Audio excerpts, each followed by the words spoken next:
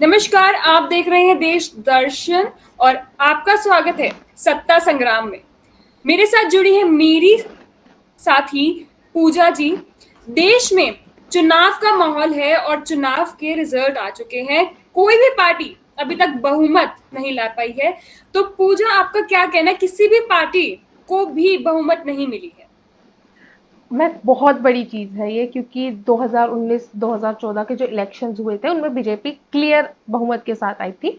और इस बार तो शायद और मैसिव जीत की बात करी जा रही थी, क्योंकि बीजेपी ने 400 पार का नारा दिया था।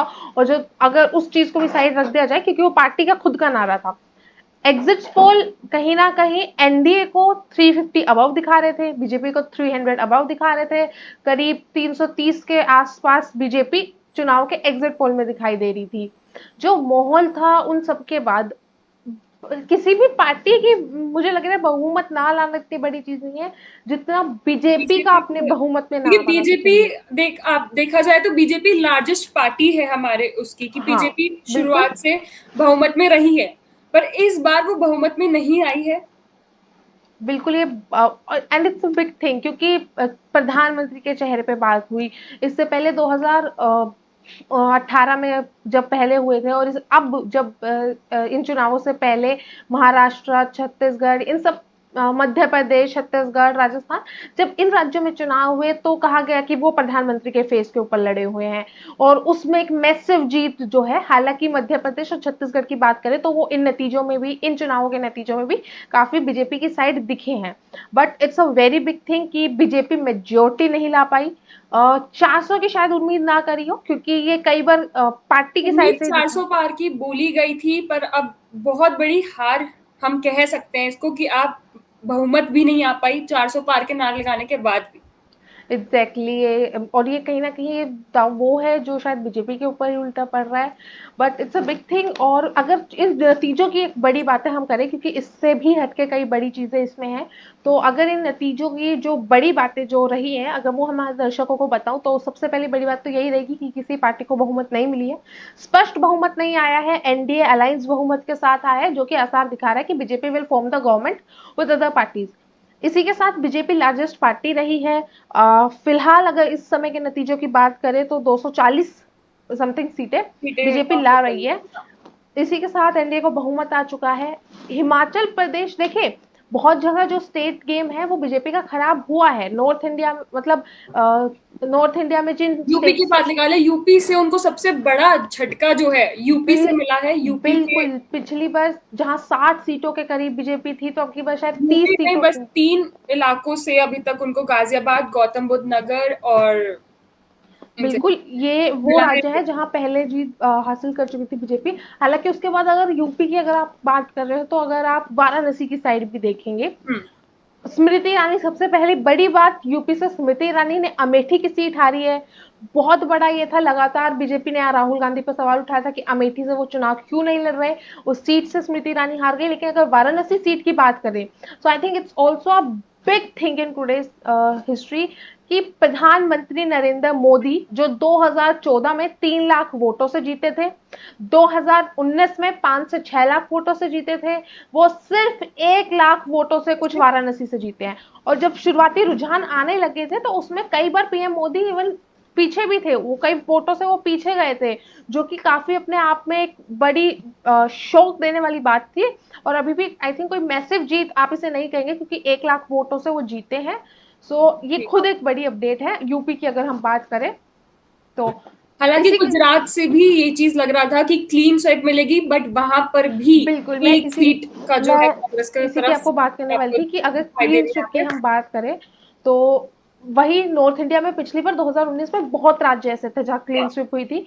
बट अब की बार मुझे ऐसा लग रहा है कि कहीं ना कहीं शायद नॉर्थ और साउथ इंडिया में बीजेपी फंस के रह गई, क्योंकि साउथ इंडिया में जो मैजिक की बात करी थी, हालांकि काफी जोर बीजेपी ने दिया था, इसमें कोई साउथ इंडिया संदेह में तो नहीं है। पहले भी थोड़ा कांग्रेस की तरफ जोर जा रहा था। हाँ, उसके बाद भी लेकिन बीजेपी ने काफी जोर दिया था, इसमें कोई डाउट नहीं है। तमिलनाडु में काफी रैलीज करी, काफी रोड शो करे।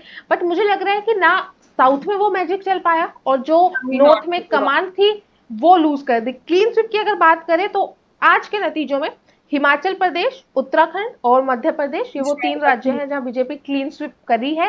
इन तीनों राज्यों की सारी ही लोकसभा सीटें बीजेपी की आई है। हालाँकि जैसा आपने बताया कि गुजरात में लग रहा था, लेकिन अंत में गुजरात की एक सीट से बीजेपी चुनाव माफ़ कीजिएगा कांग्रेस उस सीट को जीत गई। इसमें एक वीक पॉइंट भी एनडीए पर दिख रहा है कि एनडीए अलायंस को खतरा है, क्योंकि जो नीतीश कुमार जी हैं, उन्होंने बिल्कुल। स्लिप करा हुआ है, काफी सारी जो है बिल्कुल पार्टियां और चेंज कर दी इसी हैं, और अभी ये भी है, हो भी सकता है कि इसके बाद वो इंडिया अलायंस के साथ जुड़ सकते हैं। बिल्कुल, जब नतीजे आ रहे थे महक, बल्कि तभी ऐसी खबरें आने लगी थी कि शरद पवार नीतीश कुमार से बात करना चाह रहे हैं, चौधरी जी जो है वो उनसे मिलना चाह रहे हैं। लेकिन ऐसे में हालाँकि नीतीश कुमार की तरफ से कुछ ऐसा दिखा नहीं, बट नीतीश कुमार अक्सर पार्टी बदलने के लिए जाने जाते हैं। अगर इन साढ़े 4 साल शायद बिहार में उनकी सरकार को बने हुए हैं और इन साढ़े 4 साल में वो 3 बार मुख्यमंत्री की शपथ ले चुके हैं। आरएलडी ने ये कहा है कि हमने तो हमेशा इज्जत दी है। साथ ही में इसी के या साथ कई बिल्कुल। जगह पोस्टर दिखे थे नीतीश सबके हैं। तो ये शायद बीजेपी में और एनडीए में इस समय सबसे बड़ा डर है कि ये नीतीश सबके है, कहीं बीजेपी को ना लाए डाउट हो रहे। हाँ, और इसी के साथ कहीं वो गुजरात एनडीए को छोड़कर इंडिया के एग्जैक्टली जाने चले जाए, एंड इसमें इनका बहुत बड़ा वीक पॉइंट नजर आ रहा पिछले है। अगर 2 चुनाव की बात करें पिछले 10 साल में, तो बीजेपी एक स्ट्रॉन्ग पॉइंट में थी। बीजेपी पूर्ण हाँ, बहुमत के साथ आई है दोनों चुनावों में। तो कहीं न कहीं बीजेपी को ये डर नहीं रहता था, लेकिन ऑफ कोर्स अब की बार आपको सबको साथ लेके चलना पड़ेगा। और नीतीश कुमार पे मुझे लगता है इसी के साथ नायडू भी में शामिल होंगे। जी। इन दोनों की सीटें एक-एक सीट इस समय मुझे लगता है एनडीए और बीजेपी के लिए ज़रूरी है, अगर उन्हें सत्ता में आना है, सत्ता में रहना है तो। और ऐसे में नीतीश अगर उनका मन डोला तो ये बड़ा खतरा बीजेपी के लिए है, इट्स अ नो डाउट। इसी के साथ इसी के साथ हम बात करें तो दिल्ली में अरविंद केजरीवाल की सरकार को थोड़ा नहीं, बहुत ही ज्यादा बिल्कुल दिल्ली नुकसान में क्लीन हुआ है। स्वाइप आया है। दिल्ली की क्लीन भी शायद स्वाइप हमने बात आया नहीं है। क्लीन स्वाइप बात में ये बात कर भी रहे की थे। जा रही थी कि दिल्ली में जब अरविंद केजरीवाल को जेल में पहुंचाया गया, तो इससे थोड़ा उनको इफेक्ट पड़ेगा, पर मुझे यहाँ तक किसी भी जनता को ये नहीं लगता है कि कोई भी अरविंद केजरीवाल को इस वजह से वोट हारे हैं, कि वो जेल में गए हैं या कुछ भी है। इसमें क्लीन स्वीप है कि बीजेपी को पूरी सीटें, 7 सीटें बीजेपी बिल्कुल, को मिली है। यूपी में गिरावट बहुत बड़ी गिरावट देखने को मिली है यूपी में। और अक्सर दिल्ली की भी मैं आऊँगी, लेकिन यूपी पे मैं फिलहाल ये कहना चाहूँगी कि अक्सर कहा जाता है कि दिल्ली का रास्ता यूपी से होके गुज़रता है, जब सत्ता की बात आती है। और आज कहीं न कहीं उसी रास्ते में बीजेपी खड़ाई है। और शायद यूपी मुझे लगता है कि फिलहाल अगर यूपी में प्रदर्शन अच्छा होता, तो बहुमत में बीजेपी आ सकती थी। बट ऐसा नहीं हुआ। और बीजेपी की जो आपने बात करी, फिलहाल आज शाम की अगर बात करें, तो आज शाम को जहां राहुल गांधी ने प्रेस कॉन्फ्रेंस करी थी, तो वहां पे उन्होंने बात करी थी कि प्रधानमंत्री ने जो है कई मुख्यमंत्रियों को जेल में भेजा और हाँ, चुनाव के इन सबके तहत। उसके बाद बट उन्होंने कहा था कि दिल्ली में जो उन्होंने जो बिल्कुल केजरीवाल, झारखंड में हेमंत जी को जो काम बिल्कुल, किया, झारखंड में हेमंत सोरेन, दिल्ली में मुख्यमंत्री अरविंद केजरीवाल। लेकिन मुझे लगता नहीं, हालाँकि हेमंत सोरेन ने इस्तीफ़ा तो दे दिया था, लेकिन केजरीवाल ने अब तक इस्तीफ़ा नहीं दिया। है दिया है। बट मुझे वो दिखा नहीं, मतलब झारखंड में भी काफ़ी सही प्रदर्शन रहा है और दिल्ली में भी सातों की सातों सीटें सीट बीजेपी ने मिली है। जीती है। इससे कोई तो वो लेना देना नहीं है कि आप बोलो कि डिक्टेटरशिप या बिल्कुल। कुछ बीजेपी का और वो है, अरविंद केजरीवाल के मुझे नहीं लगता कि जेल में जाने से या या किसी भी फिर तरह किसी से चीज में उनके उनको किसी को दिल्ली में बीजेपी को फर्क वीक करा पड़ता है, है। बल्कि आम आदमी पार्टी कहीं से भी स्ट्रॉन्ग होती नहीं दिखी। जैसे हम यूपी की बात कर रहे हैं, पर उसके अलावा भी कई राज्य हैं ऐसे जहां पे बीजेपी को मत मिली है, जैसे राजस्थान, बंगाल, हरियाणा, इनमें बीजेपी को बहुमत नहीं मिली है। जहां तक है, बिल्कुल यहाँ पे कांग्रेस का थोड़ा पलड़ा भारी दिख रहा है। बिल्कुल, राजस्थान की अगर हम बात करें, क्योंकि बंगाल में खैर टीएमसी का पलड़ा पिछली बार भी भारी था, पर राजस्थान में पिछली बार ऑलमोस्ट क्लीन स्वीप ही था। वहां पे अब की बार बहुत सीटों की गिरावट आई है, which is not good for BJP. Haryana में बंगाल में, हरियाणा में भी बिल्कुल, हरियाणा में 10 में से 5-5 सीटें जो आई है, पिछली बार ऑलमोस्ट बीजेपी का रास्ता। बीजेपी को थी जी। कहीं न कहीं बहुत चीज़ें मुझे लगता है महक कि बहुत चीज़ें जो हैं इनको इम्पैक्ट करा है। और कहीं न कहीं बहुत से शायद ऐसे पॉइंट्स थे जो बीजेपी ने शायद ओवर कॉन्फिडेंस में नेगलेक्ट कर दिए, या पता नहीं क्या रीज़न था। हालाँकि अगर आप मुझसे पूछोगे, आई विल स्टिल से कि these results were very shocking, बहुत चौंकाने वाले नतीजे ये थे। एग्जिट पोल के जो हमारे रिजल्ट निकले थे, बिल्कुल उससे अपोजिट निकले हैं, क्योंकि हालांकि ऐसा होता नहीं है कि जो एग्जिट पोल ने दिया वो गलत हो, बट जो है एग्जिट बिल्कुल, पोल वो मतलब बिल्कुल बहुत अलग से है। काफ़ी बार ऐसा हुआ है कि एग्ज़िट पोल गलत निकले हैं, नो डाउट। बट लोकसभा चुनाव में मुझे नहीं लगता ऐसा हुआ है। हमेशा मुझे लगता है कि शायद ये कहेंगे कि हमेशा लोकसभा चुनाव के जो एग्जिट पोल आए उनमें प्लस में बीजेपी जाती थी, बट अब की बार शायद वो नंबर कहीं माइनस में चला गया, क्योंकि जितने भी सीट गए थे और वो शायद कुछ ज्यादा ही माइनस में चला गया। अगर हरियाणा की बात करें तो बंगाल में मुझे लगता है कि वो वाज बंगाल वेरी में तो शुरू से ही थोड़ा कांग्रेस का या, पलड़ा बट भारी आई था। थिंक स्टिल सीएए तक लागू किया गया, उसके बाद बंगाल में हमने देखा कि जो पाकिस्तान से आए लोग थे उनको नागरिकता दी गई, बट आई थिंक वो शायद इतना इम्पैक्टफुल नहीं हुआ, या मुस्लिम वोट परसेंटेज कहीं ना कहीं बंगाल में ज्यादा रहा जो टीएमसी के फेवर में गया, क्योंकि पिछली बार 18 सीट पे बीजेपी आई थी बंगाल में, पर अब की बार शायद 10 या 11 सीटों पे बीजेपी है, विच और इज अगर ऐसे में अब हम कैलकुलेट अगर हम देखें अभी की सीट वोटों की, तो 126 जो हैं सीटें अभी तक बीजेपी जीत चुकी है, जहां पे 114 पे वो लीड कर रही है। और वहीं अगर हम एग्जैक्टली कांग्रेस का देखें तो 45 पे वो लीड कर रही हैं, और 54 में जो सीटें हैं वो जीत चुकी हैं। Exactly with the largest number BJP is on 240, यानी कि 240 सीटों में जैसे है, और आपने बताया कि 126 दिन में से बीजेपी जीत चुकी है चुकी है, और और 100 114 पे वो लीड कर लीड रही है करी है। अभी तक। हालांकि बीजेपी बहुमत के आंकड़े को नहीं छू पाई, द मैजिक नंबर, बट सबसे लार्जेस्ट पार्टी आ रही है, बट बात वही है कि जब सत्ता की बात आती है तो बहुमत जी हाँ। मुझे लगता है कि सबसे ज्यादा जरूरी हो जाता है, फिर चाहे आप जी, कितनी भी बहुमत लार्जेस्ट मिली है पार्टी क्यों ना एनडीए बन ले। को, तो ऐसे में भी बड़ा ये सवाल उठ रहा है कि क्या इस बार नरेंद्र मोदी बनेंगे पीएम, क्योंकि एनडीए का संगठन है, काफी सारी पार्टी हैं और उसमें थोड़ा बिल्कुल, अगर मैं आई आ थिंक रही है। It's really a big question, क्योंकि देखिए मतलब बहुत से लोग मुझे लग रहा है कि जब एनडीए बहुमत में आए तो यही सोच रहे होंगे कि प्रधानमंत्री फिर से बनेंगे, लेकिन क्या कुछ ऐसा हो सकता है, मतलब हमें पता है कि एनडीए में तमाम दल हैं, वो शायद ना कहे इसके एनडीए में खिलाफ भी अगर अब देखी पीएम, जाए तो बहुमत में ऑब्वियस है बीजेपी है, बिल्कुल, और शायद लेकिन पीएम को उसमें भी सपोर्ट भी करे, बट जी हाँ। मतलब अगर प्रधानमंत्री के नेचर को हम समझे तो अक्सर वैसे दिखते हैं, और मुझे लगता है कि सबसे बड़ा क्वेश्चन आई थिंक जो यहाँ आ रहा है, क्योंकि प्रधानमंत्री अपनी सीट से कुछ बड़ा मार्जिन आज जीत नहीं कर नहीं पाए। कर। जी हाँ। मतलब आप देखो,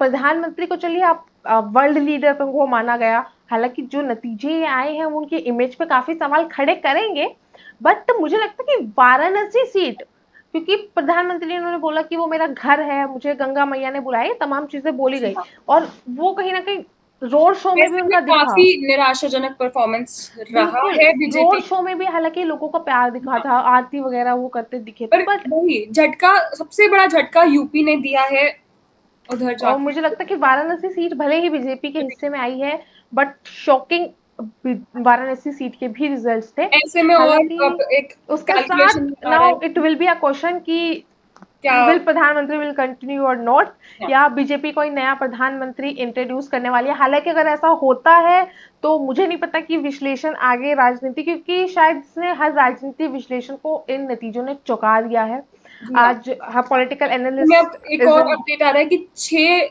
और सीटें बीजेपी जीत चुकी हैं। 130 जो है सीटें वो अब जीत चुकी हैं, जहां तक वो 110 में लीडिंग में है। और हालांकि मैं मतलब देखा जाए तो शायद सुबह जो रुझान आए थे उनमें ऐसा कंफर्म हो गया था कि 220 सीटें समथिंग बीजेपी लाएगी, जिसमें से टोटल अभी 220 और हो रहा लोगों है, को तो यही उम्मीद थी कि वो 400 पार जाएंगी, और या साढ़े अगर तीन सौ 400 पार पार बीजेपी। नहीं जाती तो 300 पार तो जाएंगी। बहुत ही एग्जैक्टली लोगों की, जनता के एग्जैक्टली अंदर थोड़ा ये निराशा अभी भी है मतलब कि हालांकि ये वहाँ नहीं चुनने वाली पहुंची जनता ही है, बट मुझे लगता है कि जो बीजेपी समर्थक थे या बीजेपी को जितनी भी जनता ने वोट करा है वो रियली इन शॉक। और इसी के साथ बट फिलहाल हाँ सवाल यही है कि अगर ऐसा होता है तो शायद उसके मायने काफी अलग होंगे, बट अभी देखते हैं कि, बट हालांकि काफी जगह ये दिखाया जा रहा था बीजेपी काफी एक्साइटेड थी। हालांकि आज प्रधानमंत्री बीजेपी के कार्यालय में भी जाने वाले हैं, तो वहां वो क्या है। कहते हैं क्या नहीं वो हम देखेंगे, सो थोड़ा सा इट विल मिलते बी हैं वेरी ब्रेक इंटरेस्टिंग आई पे। थिंक। ठीक है, अब थोड़ा सा ब्रेक लेते हैं, मिलते हैं आपसे एक ब्रेक के बाद। तो पूजा, ऐसे में देखा जाए कि बीजेपी, समाजवादी पार्टी और कांग्रेस के साथ एक और पार्टी थी जो कि रूलिंग उसमें थी। जी हाँ, आप जी, उनको सिर्फ 3 सीटें जो हैं वो जीते हैं। बिल्कुल, मैं हालांकि पंजाब से 3 सीटें आम आदमी पार्टी के हिस्से में आई है, दिल्ली से 4 सीटों पे लड़ी थी, बट शायद कुछ खुशखबरी उधर से तो आम आदमी पार्टी के उनका फिलहाल है पलटा, नहीं। बहुत निराशाजनक जो परफॉर्मेंस है वो देखने बिल्कुल, को मिली है। आम आदमी पार्टी का केजरीवाल अब हालांकि 20-21 दिन के बाद वो जेल में पहुंचे और उनकी तरफ से कोई बयान नहीं आया है, उनकी पार्टी आप पार्टी के बारे से कोई भी बयान नहीं पहुंचा है। ऐसे में हम एक और जो मैं बात करें, इसके अलावा चिराग पासवान की बात करें जो कि बिहार में जीते हैं, लोक जनशक्ति पार्टी, उसके बारे में बिल्कुल बात। महक, आई थिंक चिराग पासवान भी इलेक्शन में बहुत एक्टिव रहे हैं। स्टार्टिंग में जो है रामविलास पासवान के देहांत के बाद हमने देखा था कि एनडीए हाँ, में और पासवान के बीच में काफी दिक्कतें आई थी, नीतीश कुमार को लेके दिक्कत आई थी। हालांकि ये चुनाव एनडीए में नीतीश कुमार भी थे, रामविलास पासवान के बेटे चिराग पासवान, उनकी पार्टी भी थी, उनके चाचा भी थे, और इन सब ने मिलकर एनडीए के साथ एक साथ चुनाव तो लड़ा। बट आज जो भी पासवान की जो परफॉर्मेंस की अगर हम बात करें, 5 सीट जो है जन शक्ति पार्टी को एनडीए ने दी थी बिहार में, और पांचों पे चिराग पासवान की पार्टी ने अपना दमखम दिखाया और जीत हासिल करी है। इन सब में one thing I will say is Chirag Paswan ने as a future of Bihar politician, आज चिराग पासवान ने इन शॉर्ट अपने आप को एज अ पॉलिटिशियन बिहार की राजनीति में अपने आप को एज अ फ्यूचर साबित कर दिया है, yes. And it's a very big thing. क्योंकि चिराग पासवान जो बिहार के इलेक्शंस हुए थे उनमें हालांकि वो 1-2 सीट शायद वो आए थे, कुछ ज्यादा वो जी, नहीं हो पाए थे। और हालांकि कुछ लोगों ने ये कहा था कि शायद रामविलास पासवान के देहांत के बाद उनकी पार्टी खत्म हो जाए, परिवार में उनके दरार आई थी, चिराग पासवान उनके चाचा के बीच में जो रिश्ते खराब हुए थे। लेकिन आई विल से कि Chirag Paswan will prove himself, उन्होंने अपने आप को प्रूव कराया है, and it's a big thing.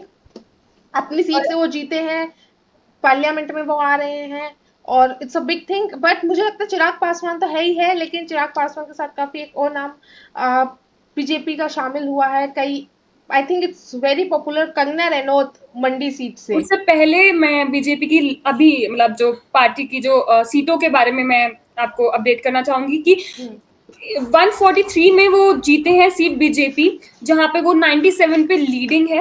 वहीं कांग्रेस की बात करें तो 57 जो सीटें हैं वो अब तक जीत गए हैं और 42 पे लीडिंग है। और साथ ही साथ जो समाजवादी पार्टी है उसको जी 23 सीटों पे वो जीती है, 23 सीटें उनको मिली है और 14 पे वो लीड कर रही है। हालांकि महक स्टार्टिंग में लग रहा था, क्योंकि समाजवादी पार्टी का काफी इल्जाम लगा है कि वोटिंग स्लो हो रही है, तो शायद लगा था कि शायद नतीजे बदल जाए, बट ऐसा दिख नहीं रहा, जी, क्योंकि समाजवादी समाजवादी पार्टी का पार्टी जो आई विल से परफॉर्मेंस है वो यूपी की तरफ से ही ज्यादा अच्छा एग्जैक्टली, प्रदर्शन एंड आई विल दिखा से है। That I think Samajwadi party is ruling in currently in UP Lok Sabha seats. बहुत तगड़ा झटका मुझे लगता है समाजवादी पार्टी ने, बहुत तगड़ा बहुत झटका जरूरी, बीजेपी को यूपी बहुत से जरूरी। दिया है। हालांकि वोट शेयर की आपने सीट बताई, वोट शेयर की भी अगर मैं बात करूं तो वोट शेयर में एक बहुत बड़ी गिरावट बीजेपी की आई है, सिर्फ 36.64% से वोट जी हाँ। परसेंटेज बीजेपी का है। तो आई थिंक बीजेपी, मुझे लगता है कि इंडिया अलायंस के लिए आप फिर भी कह सकते हैं, क्योंकि काफी सही नंबर में वो आए हैं, बट एनडीए के लिए सरकार बनी है, बट बीजेपी के लिए this was not a good election at all. पर बीजेपी में ये जो है महिला सशक्तिकरण की बात की जाए तो जी वो बिल्कुल, 4 महिला हैं मुझे जो लगता है बीजेपी ने उस चीज पर छा गई हैं। आवाज भी बहुत उठाई जी है। हाँ, कंगना रनौत जो हमारी बहुत अच्छी टीवी फिल्म इंडस्ट्री की बहुत हम्म। जानी मानी एक्टर, जो अब अ, इसमें भी है, राजनीति में भी है, मंडी से उन्होंने सीट जीती है, बहुत बड़ा मुकाम जो है उन्होंने हासिल करा है।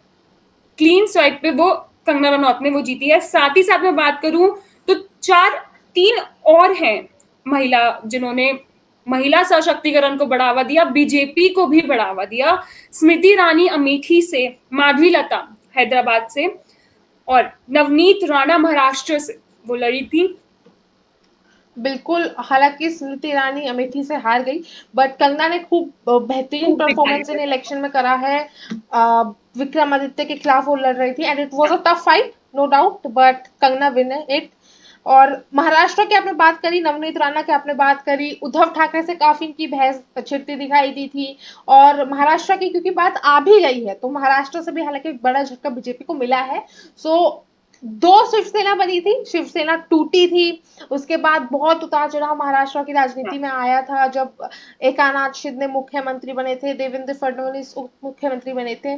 बट मुझे लगता है कि शायद इन इलेक्शंस में उद्धव ठाकरे की शिवसेना का जादू चला है, नो डाउट। जी हाँ, हालांकि बिल्कुल।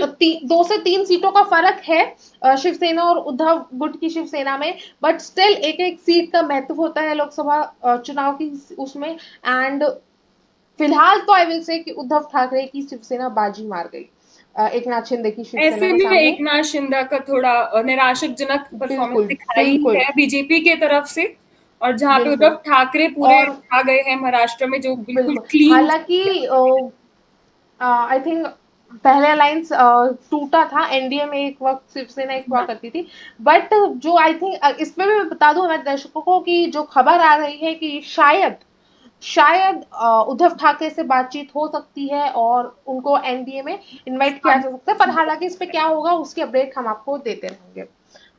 तो महक, मुझे लगता है कि इसी के साथ जी हाँ। फिलहाल एनडीए के लिए तो ये चुनाव अच्छे नहीं गए हैं। एनडीए के लिए फिर भी कह लीजिए, बीजेपी के लिए तो बिल्कुल अच्छे नहीं है जैसा हमने पहले कहा, बट कांग्रेस के लिए शायद जरूर खुशखबरी आई है, जी हाँ, स्पेशली कांग्रेस इंडिया के लिए लाइंस के लिए। बहुत ज्यादा अच्छी खुशखबरी है कि अब तक में उनके जो है ये बेहतर परफॉर्मेंस रहा है इन सालों में। 231 सीट जो है इंडिया लाइंस लाई इंडियन है। अलायंस के साथ आई है, और कांग्रेस ने 99 जो है बिल्कुल, अभी तक हासिल करी है, जिसमें कि 58 सीट्स वो जीत चुके हैं और 41 सीट्स में लीड कर रहे हैं। बिल्कुल। और इसी के साथ बट मुझे लगता है कि जैसा कि आपने कहा कि आई है, और हालांकि आने वाले समय में बहुत आप ऊंच नीच जो है राजनीति जी में हाँ। दिखने वाली है, क्योंकि एक चीज मैं आपको जरूर कह सकती हूँ कि किसी को भी क्योंकि मेजोरिटी नहीं आई, तो जो हालात दिख रहे हैं जैसा कि हाँ, पहले हमने देखा ये था कि सबसे बड़ा नतीजे। ड्रॉबैक है मेजोरिटी में, क्योंकि कोई भी पार्टी मेजोरिटी में नहीं है। Exactly, it's a very big drawback, क्योंकि देखिए सबसे बड़ी बात कि कोई भी जीते हारे, बट जब एक पार्टी मेजोरिटी में आती है तो एक स्टेबल गवर्नमेंट अश्योर होती है कि 5 साल एक सरकार है जो चलने वाली है। बट जब ऐसे नतीजे आते हैं तो आप बीच का कुछ कह नहीं सकते, और मुझे ऐसा फील आ रहा है, मैं कहना चाहूंगी दैट आई थिंक देश की जनता को अब पार्लियामेंट में काफी सारे नॉन कॉन्फिडेंशियल मोशन के लिए तैयार हो जाना चाहिए, जी क्योंकि हाँ, देखिए जब 2 साल मनमुटाव बहुत होने वाला है बहुत अब होने वाले इसमें हैं। कि। और मुझे लगता है जो एक स्ट्रॉन्ग अब तक ओपिनियन हाँ, बीजेपी का रहता था वो कहीं ना कहीं टूटने वाला है। उतना स्ट्रांगली बीजेपी अब कोई भी डिसीजन नहीं ले पाएगी, क्योंकि हर पार्टी को अब बचा के रखना पड़ेगा। और और मुझे देखिए, ये भी लग रहा है कि एंटी एंटी इनकम करेंसी की वजह से ऐसा जो है रिजल्ट आया बिल्कुल है। एंटी इनकम्पेंसी की वजह से कहीं ना कहीं ये देखने को तो मिला ही है, 10 साल से पार्टी थी, बट मुझे ऐसा लगता है कि किसी भी पार्टी की बहुमत ना आना, फिर चाहे कोई भी पार्टी हो, इट्स नॉट गुड, क्योंकि देश में एक सत्ता का हलचल मचा रहता है जो कहीं ना कहीं काम को भी देश के में रोकता है। और मुझे लगता है कि कहीं ना कहीं वो ना, प्रधानमंत्री नरेंद्र मोदी ने एक बयान दिया था कि हमारे आने वाला तीसरा टर्म बड़े फैसलों का होगा, तो मुझे लगता है कि शायद ऐसा अब ना हो, क्योंकि बड़े फैसले कई बदल बार, चुकी हैं, बहुत सारी पार्टियां आ चुकी बिल्कुल, हैं, बहुत हालात मेजॉरिटी में बदल चुके नहीं आ हैं, पाए हैं। ऐसे बहुत में अभी हालात बदल चुके हैं। मुख्यमंत्री वहां जा रहे हैं मुख्यालय में, और उन्होंने अभी एक ट्वीट करा है। आप हमारे दर्शकों को बताना चाहेंगे कि क्या ट्वीट उन्होंने किया है? बिल्कुल महक, हालांकि खबर ये आ रही है कि कुछ करीब 8:30, तो शायद हमारे दर्शक ये जब देख रहे होंगे तब तक प्रधानमंत्री वहां पहुंच चुके होंगे। प्रधानमंत्री नरेंद्र मोदी बीजेपी के दिल्ली के मुख्य कार्यालय में जा रहे हैं, और बड़ी बातें शायद वहां कहेंगे, आगे क्या रणनीति रहने वाली है इसके बारे में शायद बात करेंगे। फिलहाल अगर हम बात करें तो अगर जो अब कहे कि प्रधानमंत्री ने कहा लिखा है, तो प्रधानमंत्री ने कहा है कि लोगों ने फिर से एक बार एनडीए में अपना विश्वास दिखाया है, जो कि एक बड़ी चीज है। इन भारत में आज एक हिस्टोरिकल दिन है। हालांकि जो जनता जनार्दन ने प्यार दिखाया है, वोटिंग करी है, वो एक बड़ी सराहनीय चीज है, और इसके लिए वो कृतज्ञ है लोगों के हार्डवर्क के लिए, उनकी मेहनत के लिए। करा तमाम जो कार्यकर्ताओं ने मेहनत करी है उनको सल्यूट करने की बात उन्होंने करी है। तो हालांकि इसमें यहाँ फिलहाल तक कि मुझे ये भी लग रहा है कि उन्होंने ये कहा है, पर कहीं ना कहीं उनको भी इस चीज की नाराजगी है कि वो इस बार बिल्कुल जो उन्होंने नारा लगाया था कि 400 पार होगा, वो बिल्कुल नहीं मुझे हो लगता है पाया। कि सिर्फ 400 पार नहीं, बल्कि अगर 400 पार का एक सेकंड हाँ, साइड में भी रख दिया जाए, हो बहुमत सकता है भी नहीं आ पाई है। 200 बिल्कुल बहुमत ना आना, 272 की मुझे लगता है कि बहुमत थी। चार अगर 400 पर आया होता ना हुआ होता, एक बहुमत में आज गवर्नमेंट जी होती, तो I think there will be the more confident BJP, और काफी एक स्टेबल स्टेबल थिंग्स रहती। और ओवरकम किया जा सकता था। देखिए सत्ता जब आती है ना तो सीटों में फिर से भी दिया जाता है, बट बहुमत ही ना आना is a very big thing. तो इसमें मुझे एक लगता है ये भी कि देखा जा रहा है काफी कि बीजेपी हलचल। की सबसे अच्छा परफॉर्मेंस अमित शाह का रहा है, जो 6.5 लाख बिल्कुल से वो बहुत ज्यादा बिल्कुल, बहुमत में 6.5 लाख से रहे। गांधीनगर की सीट से अमित शाह जीते हैं। हालांकि इसी के साथ मैं बता दूं कि और वो इंदौर की लीड सीट में से, रहे हैं कि 6.5 लाख की जो बिल्कुल वोट इंदौर थे। की सीट से अगर मैं बता दूं तो करीब 12 लाख, 12.5 लाख वोटों से बीजेपी के कैंडिडेट जीते हैं। पर स्टार कैंडिडेट की अगर हम बात करें तो तो फिलहाल वो तो आप अमित अमित शाह को ही शाह कह ही लीजिए। है। हालांकि प्रधानमंत्री नरेंद्र मोदी से उम्मीद थी कि शायद काफी बड़े मार्जिन के साथ जीते, क्योंकि देखिए मैंने पहले भी कहा 2014 में करीब 3.5 लाख वोटों से जीते थे, हाँ, 5 से 6 लाख वोटों से 2019 में जीते थे। तो हालांकि अब की बार तो बीजेपी कह रही थी कि 10 लाख से ऊपर जाएगा, 11-12 लाख जाएगा, गया तो बट बस 1 लाख ही के पास से ही वो एग्जैक्टली जीत एंड पाई है। It's a very big thing. तो फिलहाल के लिए बस इतना ही। I will hand over to my. हाँ बिल्कुल, आज के लिए बस इतना ही। तो जाते जाते मैं आपको एक बार और अपडेट कर देती हूँ कि Bharatiya Janata party BJP 151 votes जो है 151 सीटें सॉरी जीत चुकी हैं, जहां पे 89 पे वो लीडिंग है। और वहीं अगर हम कांग्रेस की बात करते हैं तो 60 जो सीटें हैं वो अब तक वो जीत चुकी हैं, और 39 सीटों पे अभी तक लीड है। और वहीं आई समाज थिंक पार्टी मुझे लगता है अभी कि तक एनडीए के अलावा जो है कोई भी मैजिकल नंबर कोई टच नहीं कर नो। पाया। जहां बीजेपी बहुमत नहीं ला जी, पाई तो कांग्रेस भी 100 सीटें का जो मैजिकल नंबर माना जाता है वो लेकिन जो टच नहीं कर समाजवादी पाई। पार्टी है वो अभी भी 23 सीटों पे ही जो है उन्होंने अभी तक जीती हैं, और 14 पे वो लीड कर रही हैं। वो उनसे आगे नहीं बढ़ पाई हैं। तो ऐसा चुनावी माहौल तो चलता रहेगा, हम आपको और देते हलचल भी रहेंगे। काफी मचने वाली है, जी हाँ, क्योंकि स्टेबल बिल्कुल। गवर्नमेंट नहीं है। तो मतलब मुझे लगता है कि देश की जनता को काफी फेर बदल के लिए भी तैयार रहना चाहिए। जी हाँ, बहुत मनमुटाव होने वाले हैं और बहुत कुछ हलचल मचने वाली है, क्योंकि इस बार मेजॉरिटी में कोई जीती नहीं है। और क्या पीएम का आगे क्या बयान होगा, क्या मुख्यालय में जाके वो क्या बयान देंगे अपना, हम आपको अपडेट करते रहेंगे। इसके लिए देखते रहिए देश दर्शन। आपके साथ हमारे साथ जुड़े रहने के लिए बहुत बहुत धन्यवाद। नमस्कार।